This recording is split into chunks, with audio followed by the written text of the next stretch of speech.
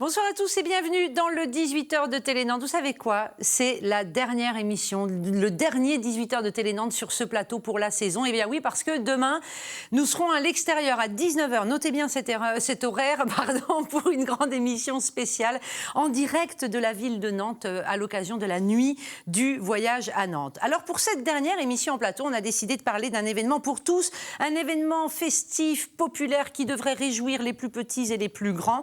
Ce sont les 10 ans des machines de Lille. Pour cela, on reçoit Pierre Auréfis, le directeur des machines de Lille. Alors, bonsoir Pierre, bonsoir. Tout d'abord. Dans ces machines, et on aura le temps de développer, dans ces 10 ans, on va parler d'une grande araignée, on va parler d'un campement d'artistes, on va parler d'un événement qui s'appelle la Maker Faire, la Maker Faire Campus de Nantes. Ça a l'air très compliqué, mais on va tout vous dire. Et puis en fin d'émission, Alexis, notre chroniqueur cinéma, viendra pour la dernière fois de l'année aussi, bien oui, nous proposer sa chronique. Et aujourd'hui, Alexis a décidé de nous parler des films de l'été que l'on pourrait rater, mais qu'il ne faut pas rater. Voilà, ce sera sa petite sélection. Mais avant cela, on parle donc des 10 ans des machines, Pierre. Alors, regardez ce que l'on a retrouvé dans nos archives. Des images du 29 juin 2007. C'était les premières sorties de l'éléphant. Voilà, vous pouvez les voir sur les écrans de contrôle. C'était la préparation, les derniers préparatifs avant que l'éléphant ne sorte. Vous vous souvenez de ça, forcément? Ah oui, mais ça, je ne les ai pas revus. C'est vrai? Non. Alors là, il faut que vous les découvriez. Ça me plonge 9 ans en arrière. C'était il y a 9 ans. Oui, on rentre dans notre 10e année. On va fêter ça pendant 1 an. Et le véritable anniversaire, ça sera le 1er juillet 2017. Mais là, ça sera notre 10e mois de juillet, 10e mois d'août. Donc là, on rentre dans 1 an de célébration, entre autres de l'éléphant, voilà, que l'on voit encore mieux. Il n'a pas vieilli au fond, lui, il est bien. Ouais, on l'entretient bien, on passe du temps à le bichonner. Mais il est en forme. Oui, il est en forme. Il va encore réjouir tout le monde. Je touche du bois, mais il tombe quasiment plus en panne. Ouais. Au début, il a fallu le dresser, le dompter, et nous habituer à son caractère. Et puis aujourd'hui, voilà, on l'a en main. Et je pense qu'on a peut-être eu toutes les pannes aussi. Oh. Mais maintenant, on a 0,3% de voyages annulés. Donc c'est plutôt correct. On considère qu'en dessous, on ne pourra pas... Donc vous ne vous étiez pas trompé il y a 10 ans avec cet éléphant, il est là encore 9-10 ans après. C'était un bon choix, une valeur sûre en fait, comme outil comme ça d'attraction. On a toujours raison après coup, donc aujourd'hui on peut dire que oui, les Nantais se le sont appropriés. Et puis moi, ce qui me fascine toujours, c'est de voir les visiteurs qui viennent pour la première fois. Il y a 70% tous les jours de visiteurs nouveaux, et de regarder leurs yeux, leur tête devant l'éléphant, et c'est ça qui me touche, c'est le regard de nos visiteurs. Qui s'émerveille chaque jour. Donc il fallait marquer le coup, c'est un peu ça l'idée, il fallait marquer le coup de ces 10 ans. Alors, je l'ai dit, il y a la Maker Faire, il y a un campement d'artistes, il y aura une grande parade, il y aura la grande araignée qui va venir. Ça fait beaucoup de choses. Je vous propose qu'on scinde un peu les choses pour expliquer bien à nos téléspectateurs qu'est-ce qu'ils vont pouvoir découvrir à partir de la semaine prochaine. La Maker Faire, déjà, qu'est-ce que c'est? Alors, il y a 185 Maker Faire dans le monde cette année. Il y en avait que 120 l'année dernière. C'est un mouvement qui prend de l'ampleur. Il est né aux États-Unis. Toutes les Maker Faire, celle de Paris. Voilà. Toutes les Maker Faire se ressemblent. Ce sont des événements festifs, familiaux. Mais le point de départ, c'est que c'est une rencontre de makers qui viennent échanger, se rencontrer, échanger des logiciels libres. On les voit souvent assis un à côté d'autre, chacun avec un ordinateur. Ils consomment beaucoup de Wi-Fi. Mais il n'y a pas que des nouvelles technologies. Voilà, les makers, ce sont des faiseurs, en fait. Quelle autre définition on peut dire, donner? Le plus simple, c'est de revenir à la définition de l'inventeur du mouvement des makers, d'Elio Gerti. La philosophie des makers, c'est, au lieu d'être tout seul devant votre ordi ou bricoler seul dans votre garage, mettez-vous à plusieurs et montez une start-up. Ça, c'est la vision américaine des makers. C'est ça qui nous intéresse. Et c'est des gens... jeunes, souvent très jeunes, optimistes et décomplexés, qui pour eux l'économie et le numérique c'est leur monde, ils sont nés dedans, ils sont ni geeks, ni addicts, ni hackers, mais ils fabriquent et ils veulent en vivre. Et ils veulent se mettre ensemble et faire un produit, faire une entreprise et aborder l'économie comme ça. Et sur des projets, et là on le voit bien dans les images de cette Maker Faire de Paris, sur des projets très très différents. Il y a de la robotique, mais pas que. Il y a de la robotique, il y a des logiciels pour smartphone, il y a les imprimantes 3D, il y a de la mécanique, mais il y a de l'ameublement, il y a du tricot, il y a tous les gens qui font quelque chose destiné à une communauté, destiné à être vendu. Du côté américain, il y a toujours ce côté, on monte une entreprise, on fait un produit. Voilà, et tous ces makers forment une communauté qui communique entre elles, qui sont sur le web, mais une fois par an, ils se réunissent dans des makers faire, et les makers faire sont ouvertes au grand public, aux futurs makers, aux jeunes qui cherchent une voie, un boulot. Moi, j'ai emmené mon fils de 17 ans là-bas à Paris, à la Maker Faire de Paris. Il a halluciné de voir des gamins de 15 ans qui avaient déjà... Ça grouille, ça fourmille. Qui sont capables de créer une application. C'est un vrai choc. Et là, vous allez les réunir. Donc, la Maker Faire à Nantes, ça veut dire que sous les nefs, il va se passer ce qu'on vient de voir à l'image. Hein, voilà, ce sont des stands, en fait. 200 makers, c'est des tables. Toutes 200 les tables makers, sont les quand même. Hein. Ils sont des fois deux à partager la même table. Ils ont tous une table de 2 mètres et une grille derrière. Quand ils sont non professionnels, c'est gratuit leur installation. Dès qu'ils ont une entreprise, une raison sociale ou qu'ils vendent, à ce moment-là, les stands sont payants et des entreprises prennent des stands, sont partenaires. Et du coup, ça va entre le micro et le grand. Et c'est une espèce de mélange incroyable. Voilà, il y a... Et là, par contre, le public est invité à y aller. Ouais, c'est très vivant. C'est payant, l'entrée est payante. L'entrée est payante, mais... Modique. Oui, entre 6 et 12 euros. Voilà, la moitié des tarifs réduits. Le vendredi, c'est que 6 euros. Tous les tarifs, je ne sais pas les donner là, ils sont sur notre site. Le but pour le grand public, c'est de s'en prendre plein les yeux quand même, de faire des rencontres. Voilà, si c'est payant, c'est pour contrôler la jauge et que les gens qui sont là aient un intérêt à y être, parce que c'est d'abord un espace de rencontre et d'échange. Si c'est ouvert et que c'est que des badauds, on perd ce côté. Tous les ans, ils se retrouvent pour échanger, parce que ça bouge très vite, pas que dans le numérique. Tout bouge vite, donc il faut qu'ils se voient en réel une fois par an. Mais le public est invité, et pour être sûr que les gens aient un intérêt, ça ne peut pas être ouvert à tous. Et ça, la Maker Faire, c'est la semaine prochaine, à partir du mercredi 7. Non, la Maker Faire, elle commence le vendredi à 14h et elle va jusqu'au dimanche 18h. C'est 2 jours et demi et ça se passe les week-ends parce que beaucoup de makers travaillent, donc c'est aussi pour disponible, ça que Et on doit dire que Télénantes y sera, puisqu'on aura notre maker à nous, Denis Vanier, qui sera installé auprès des autres, qui travaillera avec vous toute la semaine. L'originalité dans votre choix pour ces 10 ans, c'est cette Maker Faire, mais doublé avec un autre événement. Je parlais tout à l'heure en introduction d'un campement d'artistes. Qu'est-ce que c'est que ça? Qui avez-vous fait venir? Voilà, alors, là on en découvre... Ce qui fait le lien entre la Maker Faire et le campement d'artistes, c'est que la Maker Faire, elle est quand même... Tout est animé, il y a des démonstrations, il y a de la vie, c'est vraiment très vivant. Et quand les Américains nous ont demandé de nous associer, nous, aux machines, et d'accueillir une Maker Faire, évidemment... ils nous ont choisis pour notre univers et ils nous ont demandé d'en faire une particulière, ce qu'eux appellent les Maker Week. Et on a décidé, François Larosière et moi, d'inviter les artistes qu'on a préférés depuis nos 30 ans de carrière et de rassembler tous ces artistes sur la piste de l'éléphant et de mettre la piste de l'éléphant à disposition. Et là, ce qu'on voit, par exemple... Ça, les serpents, ils ont fait une dizaine d'éditions du festival Burning Man. Comme Burning Man et le festival invité, ils seront là. Voilà. Donc, ils sont arrivés... Ils sont encore en container. Sont hors container, déchargés. Voilà. Donc, ça veut dire que ce campement d'artistes, et on a vu juste avant, et on voyait une autre image avec une toute petite machine là qui fait des dessins. Voilà, ça va du petit au grand. Ça va du tout petit au grand, poétique. Il y a une danseuse qui fait 8 mètres de haut et qui est assez proche de nos univers, c'est un Catalan. Il y a un Anglais, il y a des Hollandais. Mais tout ce monde-là va être là, réuni à Nantes. Oui, ils seront tous installés autour de la piste de l'éléphant et sous les nefs. Et là, c'est libre et gratuit et c'est un accès. Et on va retrouver un peu l'énergie et la folie qu'il y avait pour Longmont l'année dernière au mois d'août. Sauf que là, en plus de l'araignée, il y a 12 artistes internationaux qui vont se retrouver à croiser l'éléphant et l'araignée. Donc ça, le campement d'artistes, il va être ouvert au public à partir de quand? À partir de vendredi 14h, les artistes vont s'installer... La semaine prochaine, je précise. Ils vont s'installer à partir de lundi, mais à partir de vendredi, ils sont en piste. D'accord. Et là, on peut y aller librement. Donc, c'est sur le parc des machines. Puis on sait qu'on peut accueillir du monde. on va organiser un minimum, mais le samedi soir, ça sera un peu le grand bordel parce que on a envie de ça aussi, c'est que les machines se croisent dans tous les sens Il va y en avoir partout. pour la nocturne. Juste avant le samedi soir, on va venir au vendredi quand même. Il y a l'araignée, cette fameuse grande araignée qui va défiler. Alors oui, évidemment, il y a les locaux de l'étape, c'est la compagnie La Machine. Évidemment, François a été à New York, à la Maker Faire de New York. C'est un mouvement qui l'intéresse beaucoup. Il ne pouvait pas être absent, donc ils vont sortir pour la première fois la grande araignée.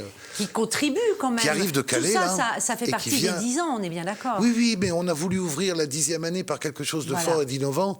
Voilà, on a décidé que c'était notre Maker Campus. De mélanger tout le monde. Et alors, le samedi soir, le grand bordel dont vous parliez, je reprends votre expression, Pierre Auréfils. Non, c'est pas grave. Au moins, c'est clair. Non, j'arrête pas de le dire dans les réunions. C'est vrai. On lâche les machines en même temps. Alors, évidemment, on organise un minimum, mais à un moment, ça échappe. Il y aura quoi comme machine? Il y aura l'éléphant, par exemple? Il y aura l'éléphant, il y aura l'araignée, il y aura la grande danseuse, il y aura les 2 serpents, il y aura le dirigeable qui sera là, il y aura des ballons, il y aura tout ça est lumineux, il y aura voilà, tous les artistes. Je vais pas donner la liste complète, non, bien sûr. Mais il y aura le robot, dire que le robot enfin, on va pas dévoiler tout. Non, il faut y aller le samedi. C'est le samedi, donc on sera le 9. Alors, on annonce de 22h à 2h du matin. Ouais. Donc, on est presque... Parce qu'on a envie de la nuit. Ouais. Et on va faire une énorme boule de feu comme signalétique suspendue à une grue de 160 tonnes qui se verra de toutes les des quais.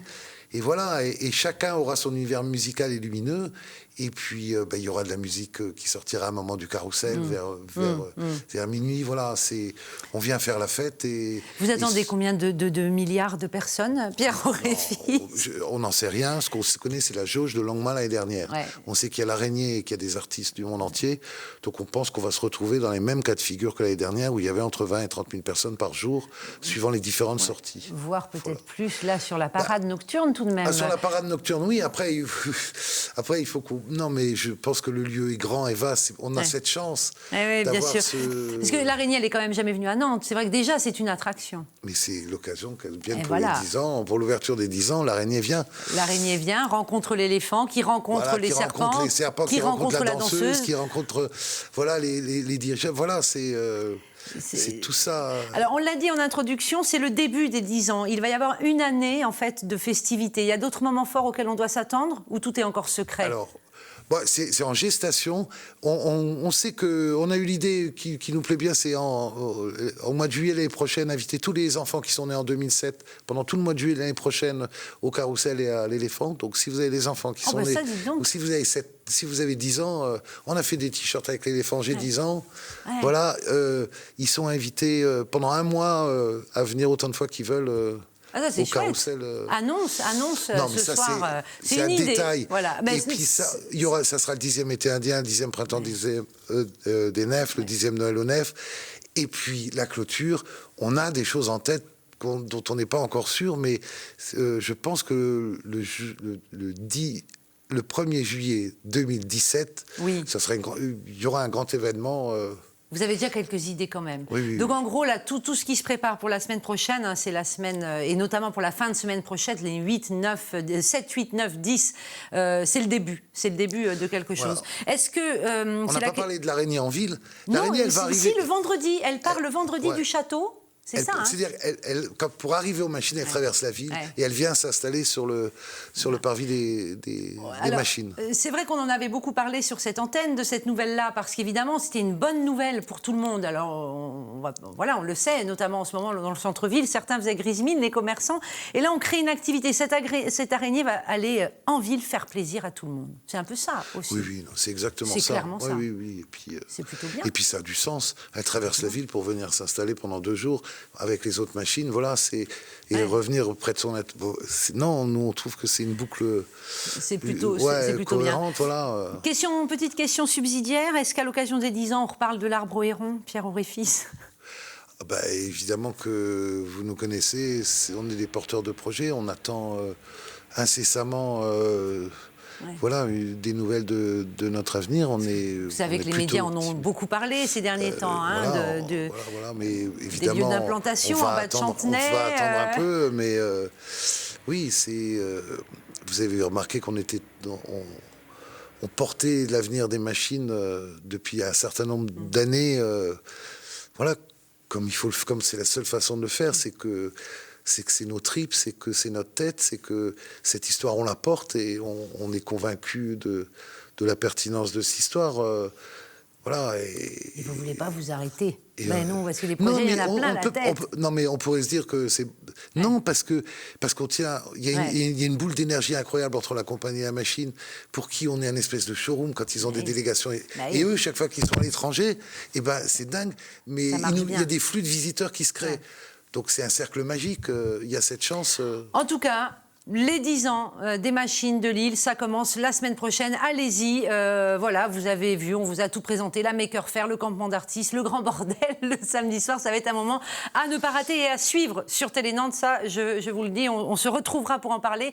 Dès le lundi, on aura des images de cette grande parade. Merci Pierre Auréfis d'être venu nous voir. Et tout de suite maintenant, nous, on parle cinéma avec Alexis.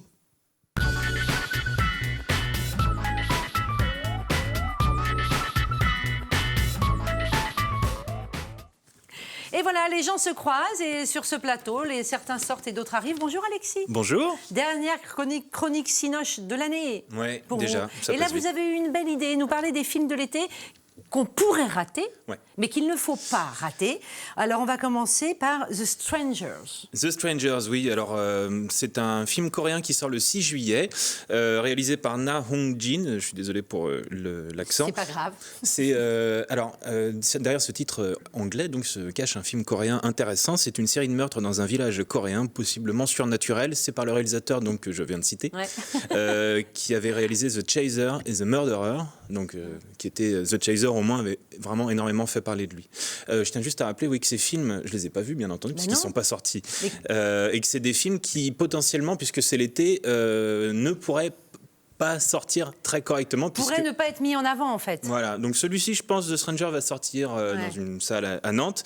Par contre dans les autres, l'été c'est la période des blockbusters, ce qui fait que certains films prennent plus de place et on oublie un petit peu les autres plus petits. Et ça vous dites, ceux dont vous nous parlez ce soir, vous dites ils sont intéressants, faut aller les voir. Moi j'irai les voir s'ils passent à Nantes. Donc le 20 juillet, on avance dans le temps, American Nightmare. American Nightmare 3, élection, qui est le titre français de The Purge 3, donc la purge 3, ça aurait pu très bien marcher. Donc les 2 premiers épisodes revenaient sur un principe, donc c'est dans le futur, c'est aux États-Unis, pour qu'il n'y ait plus de meurtre, le meurtre est légal une fois par an, pendant une journée.